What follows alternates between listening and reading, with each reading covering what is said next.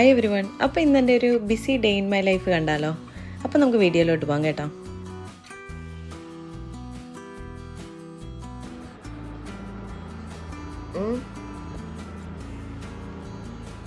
Sasha, good morning. രാവിലത്തെ എൻ്റെ alarm കേട്ടോ ഈ കേട്ടത്. സാഷയാണ് മിക്കപ്പോഴും എന്നെ വിളിച്ചുണർത്തുക. ഞാൻ രാവിലെ തന്നെ എൻ്റെ കുളിയും കാര്യങ്ങളും എല്ലാം കഴിഞ്ഞിട്ട് വിളക്ക് കത്തിച്ചു തുടങ്ങി. ഭയങ്കര പോസിറ്റീവാട്ടോ ഈ വിളക്ക് കത്തിച്ചിട്ട് നമ്മൾ സ്റ്റാർട്ട് ചെയ്യുമ്പോൾ തന്നെ. ഭയങ്കര ഉന്മേഷവും നമ്മുടെ അന്നത്തെ ദിവസം ഭയങ്കര ഹാപ്പി ആയിട്ട് പോകും. ഞാനങ്ങനെ സ്ഥിരമായിട്ട് വിളക്ക് കത്തിക്കുന്നൊരു വ്യക്തിയൊന്നും അല്ല കേട്ടോ. സ്പെഷ്യൽ ദിവസം വല്ലതും ഉണ്ടെന്നുണ്ടെങ്കിൽ രാവിലെ കുളിച്ചിട്ട് വിളക്ക് കത്തിക്കും, അങ്ങനെയുള്ളൂ. പിന്നെ റൂമിലെല്ലാം ഒരു കർപ്പൂരത്തിൻ്റെയും നമ്മുടെ ചന്ദനത്തിരിയുടെയൊക്കെ സ്മെല്ല് വരുമ്പോൾ തന്നെ ഭയങ്കര ഒരു രസമാണ്. അതെല്ലാം കഴിഞ്ഞതിന് ശേഷം സാക്ഷിക്ക് ഫുഡ് വെച്ച് കൊടുത്തിട്ടുണ്ടായിരുന്നു. അവന് ഡ്രൈ ഫുഡായിട്ടോ തുടക്കത്തിൽ കൊടുക്കുക, കാരണം അവൻ്റെ ഫുഡ് ഉണ്ടാക്കാൻ സമയം എടുക്കുന്നതുകൊണ്ട്.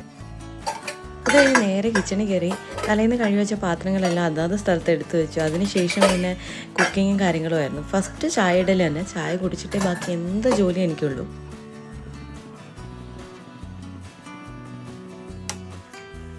ചായ ആവുന്ന സമയം കൊണ്ട് ഞാൻ പിന്നെ ഫ്രണ്ടിൽ വന്നിട്ട് വിൻഡോ ഒന്ന് തുറന്നിട്ടു. കാരണം രാവിലെ തണുത്ത ഒരു അന്തരീക്ഷമാണല്ലോ, അപ്പോൾ കാറ്റൊക്കെ കയറിക്കോട്ടെ എന്ന് കരുതി. കാരണം രാത്രി നമ്മൾ ഫുൾ ടൈം ക്ലോസ് ചെയ്തിടുന്നത് കൊണ്ടും സാഷയുടെ ലിറ്റർ ബോക്സ് അവിടെ ഇരിക്കുന്നത്, അപ്പോൾ തുറന്നിട്ട് കഴിഞ്ഞില്ല എന്നുണ്ടെങ്കിൽ പ്രശ്നമാവും. അത് കഴിഞ്ഞ് ചായയൊക്കെ എടുത്ത് കുറച്ച് നേരം അങ്ങനെ ഇരുന്നു. അതിനുശേഷം ഫ്രണ്ടിലെ ഡോറ് തുറക്കാൻ നേരത്ത് ഞാൻ പ്രിപ്പയർഡായിരുന്നു. കാരണം ഫുഡ് എടുത്തിട്ടാണ് ഡോറ് തുറന്നത്. കാരണം എന്നെ വെയിറ്റ് ചെയ്ത് 2-3 ആൾക്കാർ നിൽപ്പുണ്ട്. ഇന്നിപ്പോൾ 2 ആൾക്കാരേ ഉള്ളൂ, ഇനിയും 2 പേരുണ്ട് കേട്ടോ. ഓരോ ദിവസം കഴിയുന്നതോറും ആൾക്കാരുടെ എണ്ണം കൂടിക്കൊണ്ടേ ഇരിക്കുക കേട്ടോ. പിന്നെ കുറച്ച് നേരം മുറ്റത്തൊക്കെ ഒന്ന് നിന്നതിന് ശേഷം പിന്നെ ഞാൻ അകത്തേക്ക് കയറി. കാരണം ഇന്നെനിക്ക് കുറേ പരിപാടികളുണ്ട് തീർക്കാൻ വേണ്ടിയിട്ട്. മോർണിംഗ് എനിക്ക് ക്ലാസ്സിന് പോകണമായിരുന്നു, അപ്പം ഞാൻ അതിന് വേണ്ടിയിട്ട് ഇറങ്ങി. അപ്പോൾ പോകുന്ന വഴിക്ക് ഞാൻ എന്തോ ചെയ്തു, ശരവണ ഭവനില്ലേ അവിടെ നിന്ന് കയറി ബ്രേക്ക്ഫാസ്റ്റ് കഴിച്ചിട്ടാണ് പോയത്. കാരണം ബ്രേക്ക്ഫാസ്റ്റ് ഉണ്ടാക്കാനുള്ള ടൈമൊന്നും എനിക്ക് കിട്ടിയിട്ടുണ്ടായിരുന്നില്ല. അവിടെ ചെന്നിട്ട് സ്ഥിരമായിട്ട് കഴിക്കുന്ന നെയ് റോസ്റ്റ് തന്നെ കേട്ടോ ഞാൻ ഓർഡർ ചെയ്തത്. എൻ്റെ വീഡിയോ കാണുന്നവർക്കറിയാം ഈ ശരവണ ഭവനും നെയ് റോസ്റ്റും ഒക്കെ.